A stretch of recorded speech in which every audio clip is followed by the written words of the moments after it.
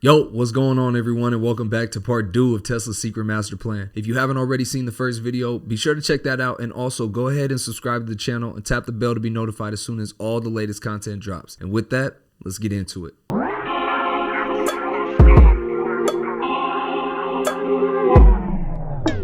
Master Plan Part 2. Elon Musk, July 20th, 2016. The first master plan that I wrote 10 years ago is now in the final stages of completion. It wasn't all that complicated and basically consisted of create a low volume car which would necessarily be expensive, use that money to develop a medium volume car at a lower price, use that money to create an affordable high volume car, and provide solar power. No kidding, this has literally been on our website for 10 years.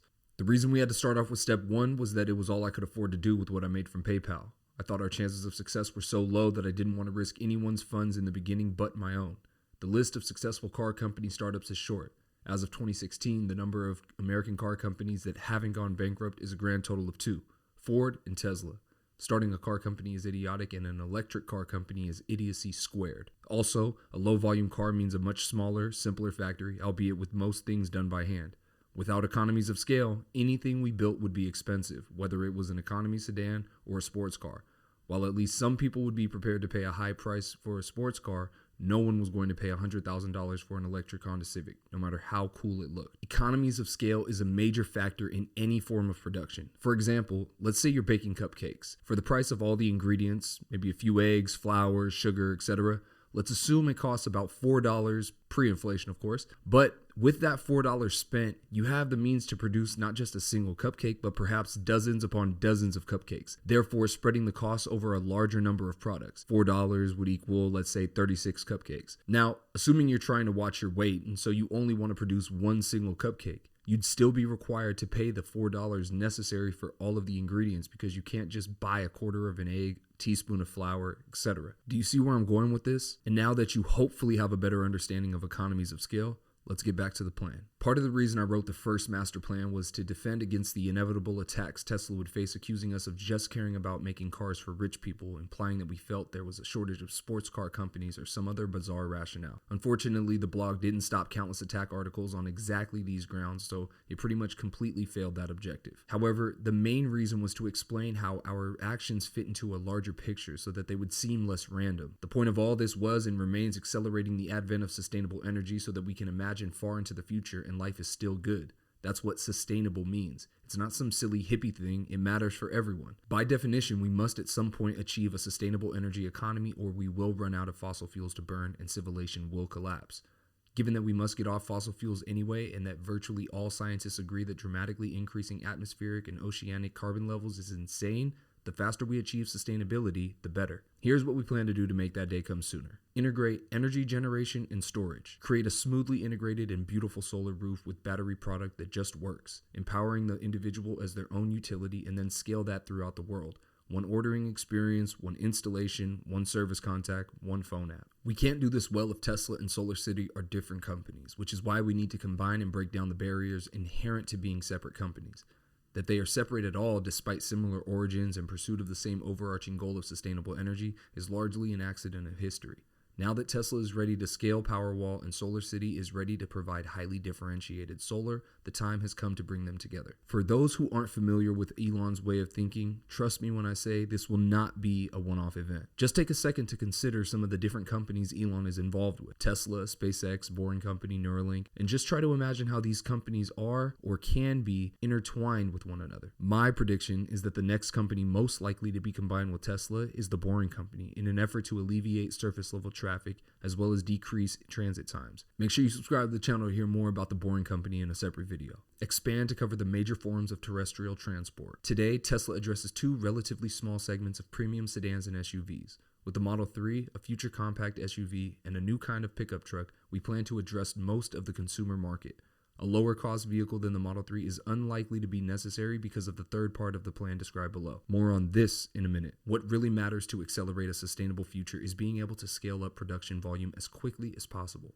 That is why Tesla engineering has transitioned to focus heavily on designing the machine that makes the machine, turning the factory itself into a product. We've heard Elon say this time and again. Tesla is building the machine that builds the machine. He even referred to factories as the product as recently as the cyber rodeo that took place at Giga Texas a couple of weeks ago. This is something that may go over a lot of people's heads. By focusing your top engineering talent on creating a state-of-the-art product to build a state-of-the-art product should not be overlooked. Tesla, which already holds a significant lead in the total amount of EVs on the road currently, has just completed building 2 factories that will be the most efficient EV producing buildings in the world. No other company will be able to keep pace. A first principles physics analysis of automotive production suggests that somewhere between a 5 to 10-fold improvement is achievable by version 3 on a roughly 2-year iteration cycle.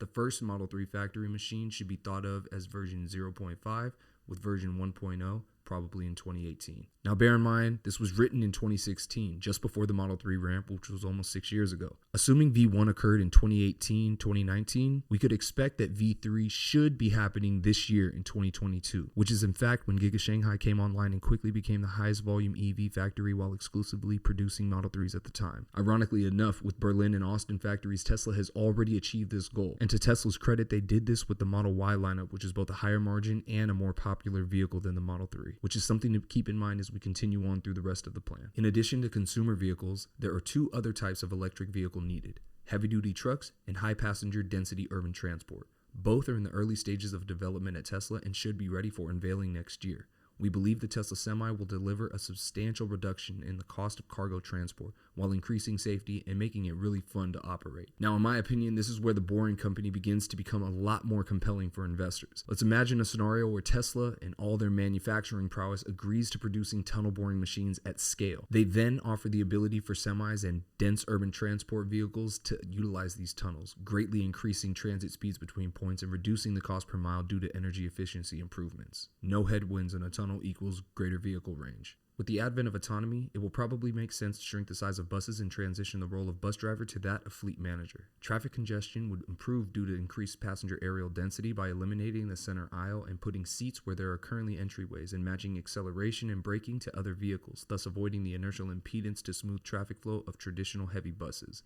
It would also take people all the way to their destination. Fixed summon buttons at existing bus stops would serve those who don't have a phone. Design accommodates wheelchairs, strollers, and bikes. Any ideas about what else has the ability to reduce inertial impedances? Let me know what you think down in the comments below. Autonomy. Here's where Elon's previous comment regarding unneeded, lower-cost vehicles than the Model 3 should begin to make more sense. In September 2020, Elon riled everyone up when he announced at Battery Day that Tesla was working on a compelling $25,000 future vehicle that would also be fully autonomous. I think we all, myself included, initially thought Tesla would offer this vehicle to the public, and it turns out they are, just in a different way than we first imagined. But when we take a look back at Master Plan Part Deux, it becomes more obvious that the vehicle he may have been referring to at Battery Day was the same vehicle he had been referencing 4 years earlier. As the technology matures, all Tesla vehicles will have the hardware necessary to be fully self-driving with fail operational capability, meaning that any given system in the car could break and your car will still drive itself safely. It is important to emphasize that refinement and validation of the software will take much longer than putting in place the cameras, radar, sonar, and computing hardware. Even once the software is highly refined and far better than the average human driver, there will still be a significant time gap, varying widely by jurisdiction, before true self-driving is approved by regulators. We expect that worldwide regulatory approval will require something on the order of 6 billion miles, 10 billion kilometers. Current fleet learning is happening at just over 3 million miles, or 5 million kilometers, per day. I should add a note here to explain why Tesla is deploying partial autonomy now rather than waiting until some point in the future. The most important reason is that, when used correctly, it is already significantly safer than a person driving by themselves, and it would therefore be morally reprehensible to delay release simply for fear of bad press or some mercantile calculation of legal liability. According to the recently released 2015 NHTSA report, automotive fatalities increased by 8% to 1 death every 89 million miles. Autopilot miles will soon exceed twice that number, and the system gets better every day. It would no more make sense to disable Tesla's Autopilot, as some have called for, than it would to disable Autopilot in aircraft, after which our system is named. It is also important to explain why we refer to Autopilot as beta. This is not beta software in any normal sense of the word. Every release goes through extensive internal validation before it reaches any customers.